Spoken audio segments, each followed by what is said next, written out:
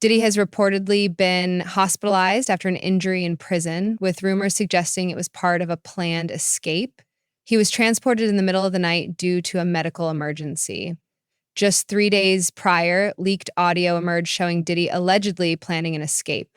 Now, questions are being raised about whether this was truly a medical emergency or if there's more to the story than what is being revealed. Sean Diddy Combs reportedly underwent treatment in a hospital as he continues to await trial on sex trafficking charges. According to Page 6, the 55-year-old was transported from Metropolitan Detention Center in Brooklyn, a federal prison where he was sent following his September arrest, late January 30th, to undergo an MRI and was then soon returned to police custody later that night. The outlet cites a source as saying that the medical scan was authorized because his knee was bothering him. E! News has reached out to reps for Diddy and the Federal Bureau of Prisons for comment and has not heard back.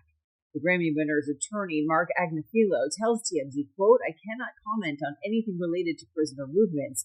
Also, I'm not commenting on anything related to possible medical issues." Diddy had shared in a since-deleted Instagram post in 2017 that he had undergone his third knee surgery in a year. The Federal Bureau of Prisons has neither confirmed nor denied the reports about Diddy's hospital visit.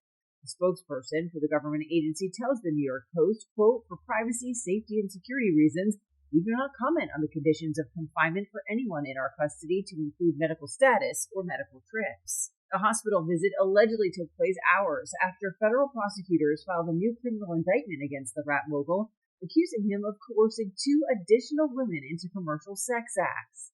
No additional charges are included in the new filing, as the original September indictment had referenced 1 female victim. His lawyer has accused the prosecutors of making a major error in the new indictment. In a statement to E! News January 30th, he says, quote, "The prosecution's theory remains flawed. The government has added the ridiculous theory that 2 of Mr. Combs' former girlfriends were not girlfriends at all, but were prostitutes." Diddy has denied all of the charges against him. His trial is set to begin May 5th. Deputy Warden Dr. Dwayne Hendricks of the Metropolitan Detention Center explained that in his decades of experience, he has never seen an inmate treated like this. Even high criminal inmates like Jeffrey Epstein were not given such special treatment. Typically, medical procedures are conducted during the day for security reasons, but for Diddy, everything occurred in the dead of night, raising further questions about the unusual circumstances surrounding his hospitalization and the privileges he seems to have received. Indictment was filed on January 30th. Coincidentally, according to the New York Post, that's the same day Diddy was taken to a Brooklyn hospital from MDC. MDC is the Metropolitan Detention Center in Brooklyn. It's where Diddy's been held since his arrest back in September.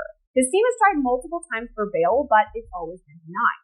So that's where Diddy has been for months now, but last week he was taken to the hospital. According to reports from the New York Post, Diddy was transported from MDC in the cover of darkness at about 10 p.m. on January 30th. He was taken to a Brooklyn hospital for an MRI after reporting issues with his knee. This actually isn't the first time we've heard about Diddy's knee either. He's apparently had problems with it since 2003 when he ran the New York Marathon. He even had multiple knee surgeries back in 2017. In a now deleted Instagram post, Diddy shared this photo and wrote, quote, "Just had my final knee surgery. They said I'd never run again. I said the devil is a liar, 2 exclamation points. 3 surgeries in 1 year. 3rd time's a charm, 3 exclamation points. Hashtag rebirth. Don't take the simple things in life for granted. Thank you to all the surgeons and docs and PTs. I thank God for y'all. And hashtag team love, hashtag thank you, hashtag God is the greatest." He also wrote, quote, "God puts us all through things for a reason. It's up to us to learn through the things that he puts us through.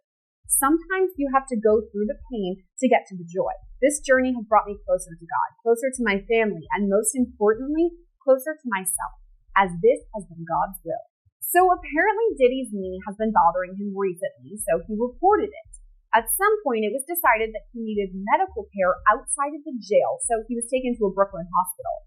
He was only gone for a couple of hours and came straight back to MDC after his MRI was finished. Diddy's attorney, Mark Agnafilo, told TMZ, quote, "I cannot comment on anything related to prisoner movements. Also, I'm not commenting on anything related to possible medical issues." A statement from the Federal Bureau of Prisons was released too. It says, quote, For privacy, safety, and security reasons, we do not comment on the conditions of confinement for anyone in our custody, to include medical status or medical trips. Officers are reportedly ignoring proper procedures when it comes to Diddy, who is currently in pre-trial detention under the custody of the U.S. Marshals.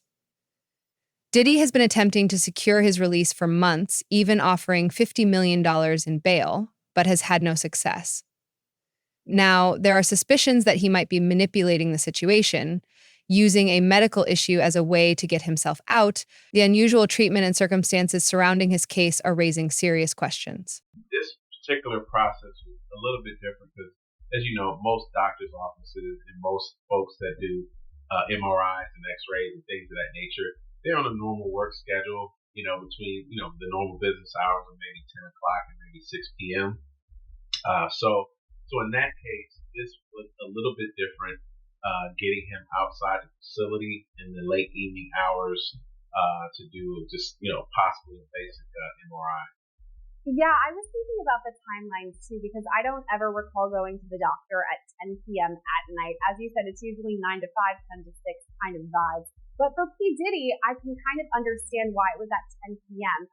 Correct me if I'm wrong. I'm thinking they decided to do this because he's such a high-profile name that they wouldn't want to draw attention to it. I mean, this is an unassuming Thursday night around 10 p.m. Could that be why they decided then to go to the hospital?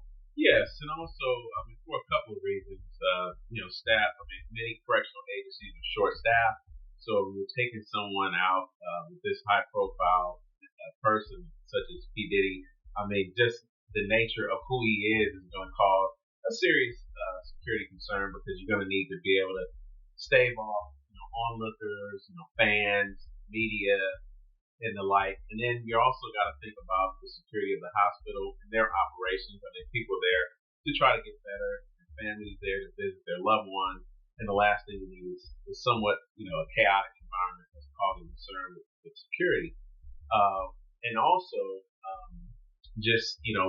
most people don't know this, but he's actually under the primary custody. He's a what we call U.S. Marshals inmate because of pretrial status. So the agency, the Bureau of Prisons oversees, the operations and overseeing the inmates on a day-to-day basis. However, when they're in the hospital for an extended period of time, if there's no deal worked out between the local institution and the local marshal's office, it would be the marshal's responsibility to take custody of that particular inmate. And if he does have issues with his legs, walking with a limp, does he have a cane or anything like that? So yeah, I think that would be the reason why that they would make this, take this measure, which I've never seen in my career. Someone taken out to the hospital at this time of night for something as basic as an MRI. The timing of everything is incredibly shocking. Just weeks ago, Diddy was recorded saying he had a final ace up his sleeve that would help him get out of prison. After his bail was denied last month, Diddy began complaining about medical issues.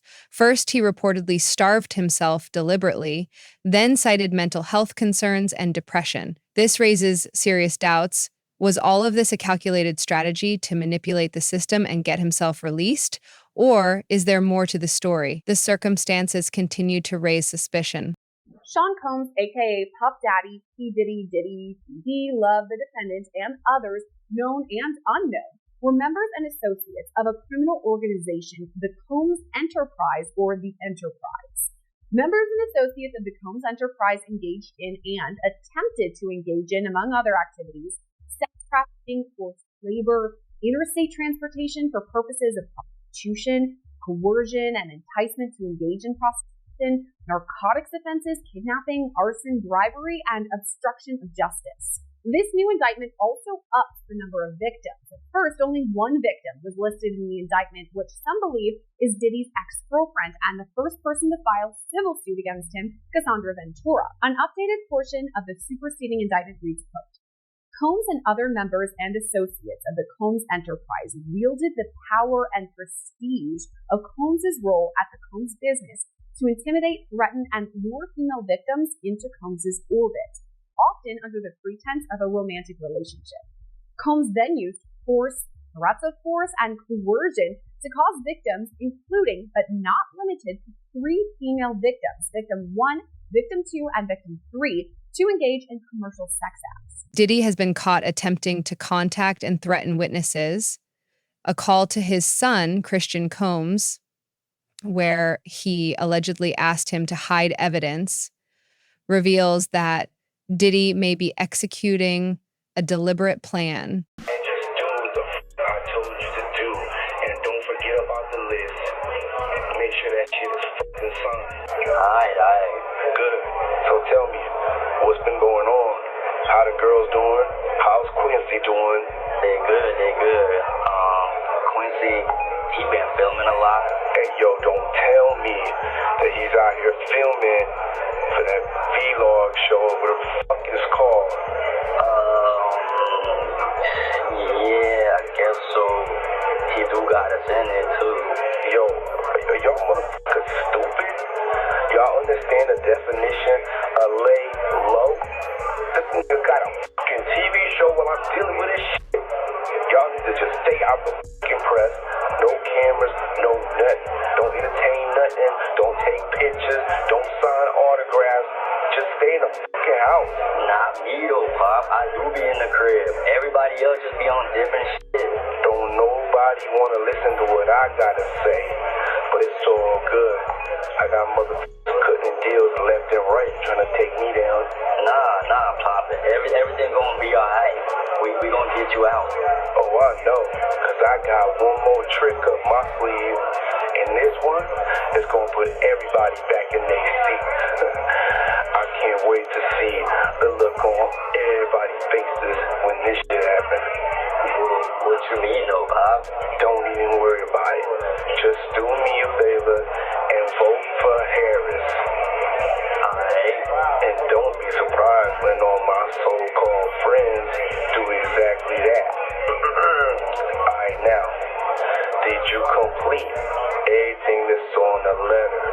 Yeah, I got the pig pen, Bob. I did it. Are you stupid? I gotta go. I'll call you back. Diddy is linked to some of the country's most powerful politicians. Weeks before his arrest, he was awarded the key to the city by New York's mayor, who was aware of the ongoing investigation. Despite this, the mayor proceeded with the gesture, seemingly influenced by Diddy's connections. This raises suspicions that the conspiracy surrounding Diddy runs much deeper than anyone initially thought. The prosecutor presented that the judge was going to allow him to be bonded out on the first get-go. Now, if he comes up with some more hearings, he might be released. But based on the evidence, they've been following him, bro. They've been tapping his phone, been having people watch him. You understand?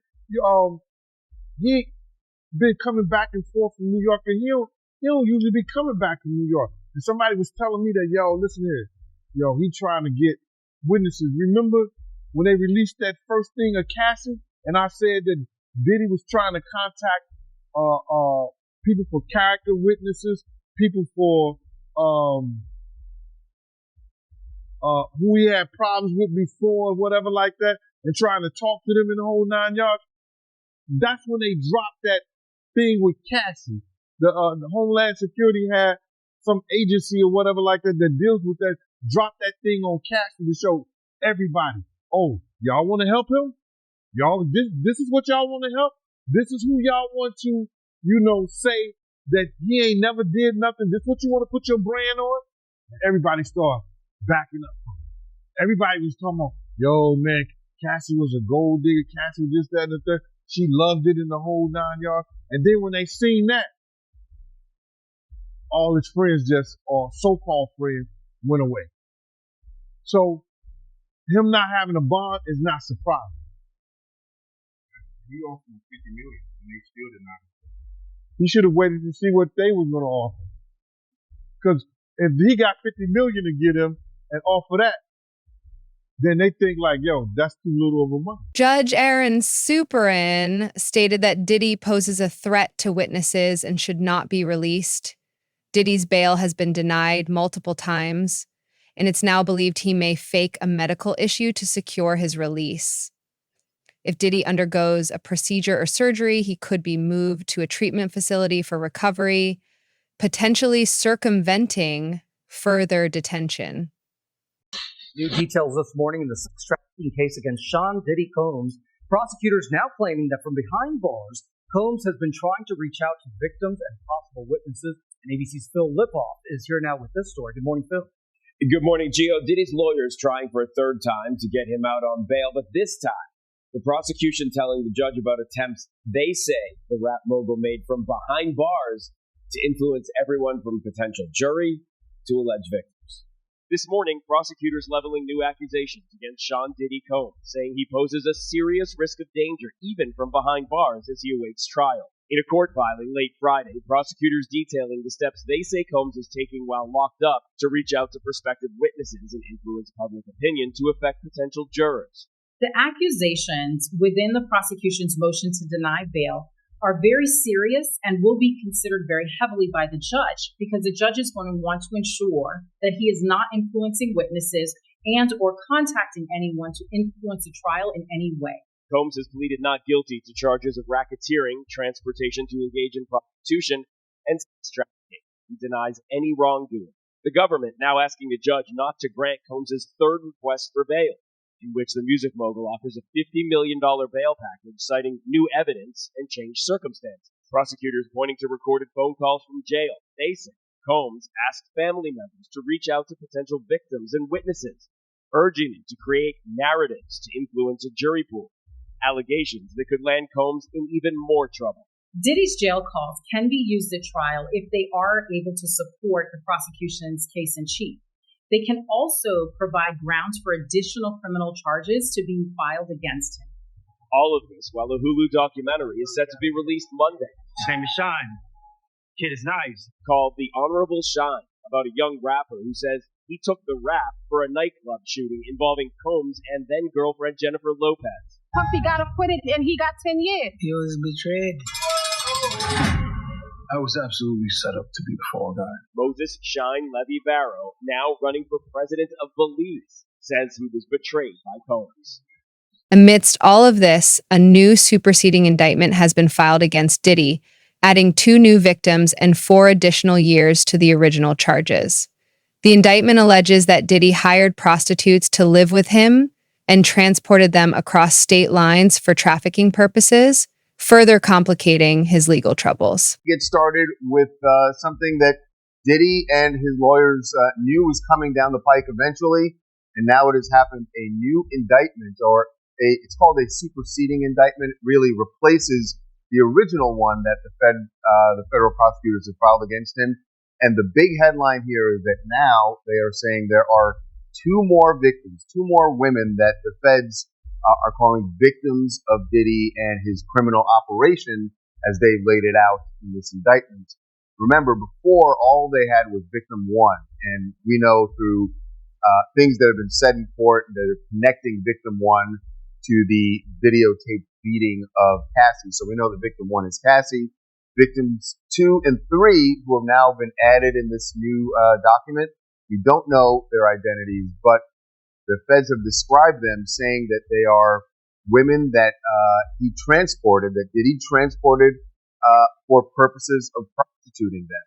And they lay out some of the allegations and why they believe that these women are victims.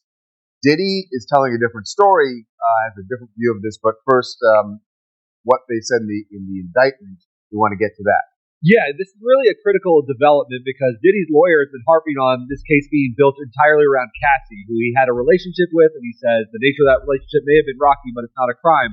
By adding these two additional women, the feds are sort of bolstering their case, and they're saying these women were also lured and trafficked for prostitution, and he says they were paid by being paid in career opportunities, they were paid in money, and they were paid in maybe their housing expenses and rent being paid, which Diddy is characterizing as, yeah, this is what I do for my girlfriend. So girlfriends being paid their housing expenses is not a crime either. Yeah, so they haven't revealed their identities, but certainly when they describe it like that he's done all these things for them, paid for these things, it sounds like it will be that one or both of them might be someone that we know, that we've seen him out with.